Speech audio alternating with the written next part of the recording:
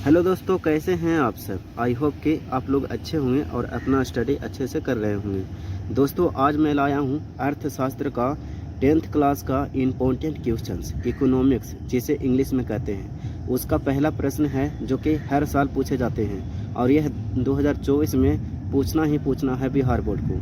तो इसे ध्यान से ज़रूर से देखें। इस प्रश्न को कहता है, मैं प्रश्न पहले ही लिख लिया हूं और क्वेश्चन आंसर कराने वाला हूं ताकि आपको कम समय में अच्छा एजुकेशन मिल सके। दोस्तों, यहाँ पे देख सकते हैं प्रश्न 1 कहता है, समावेशिक विकास किसे कहते हैं। यह इकोनॉमिक्स फर्स्ट चैप्टर का सबसे महत्वपूर्ण क्वेश्चन है। समावेशिक विकास किसे कहते हैं। तो दोस्तों, आपको यहीं पर इसे पता चल रहा है कि समा मतलब समाज, अब विकास।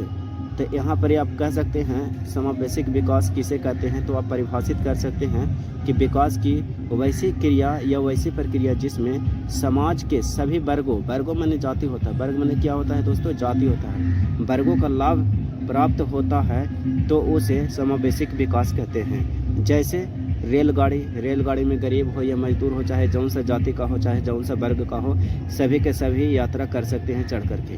कॉलेज कोई भी वर्ग का हो, पढ़ाई कर सकते हैं। स्कूल इत्यादि आते हैं। उसी तरीक़ा से फिर भी एक इम्पोर्टेंट क्वेश्चन है जो कि मौद्रिक विकास है। क्या है मौद्रिक विकास। मौद्रिक विकास वो है जो यहाँ पे लिखा हुआ है उत्तर में। मौद्रिक विकास कहता है किसे कहते हैं। तो मुद्रा के आविष्कार से लेकर विकास तक की प्रक्रिया को क्या कहते हैं, मौद्रिक विकास कहते हैं। आप लोग ध्यान से इसे जरूर से देखें।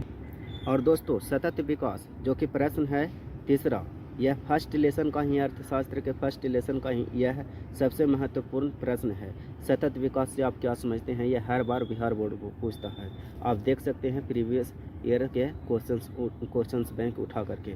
तो यहाँ पे उत्तर में आप देख सकते हैं सतत विकास से आप क्या समझते हैं, या सतत विकास क्या है या किसे कहते हैं। इस तरीक़ा के 2-3 बार घुमा करके क्वेश्चन पूछ सकता है आपसे।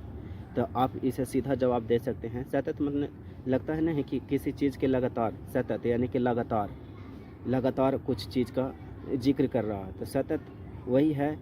तो कहता है विकास की वैसी प्रक्रिया या क्रिया जो लगातार एक पीढ़ी से दूसरे पीढ़ी तक लगातार चलते रहता है, तो उसे सतत विकास कहते हैं।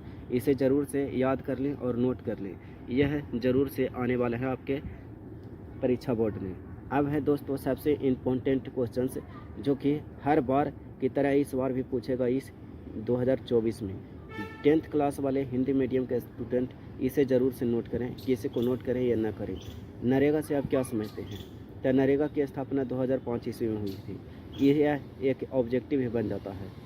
कोई पूछेगा नरेगा की स्थापना कब हुआ था, तो आप बोलेंगे 2005 ईस्वी में हुआ था। तो यहाँ से आप देख सकते हैं उत्तर में लिख करके, नरेगा की स्थापना 2005 ईस्वी में किया गया था। इसके अंतर्गत ग्रामीण क्षेत्रों में जो गांव देहात में रहने वाले लोग हैं, उन क्षेत्रों में रहने वाले लोगों को एक वर्ष में लगभग 100 दिनों का काम दिए जाते हैं, यानी कि कार्य दिया जाता है। और इस कार्य के लिए न्यूनतम मजदूरी के रूप में 162 रुपये से 164 रुपये मजदूरी के रूप में दिए जाते हैं, जिसे नरेगा कहते हैं।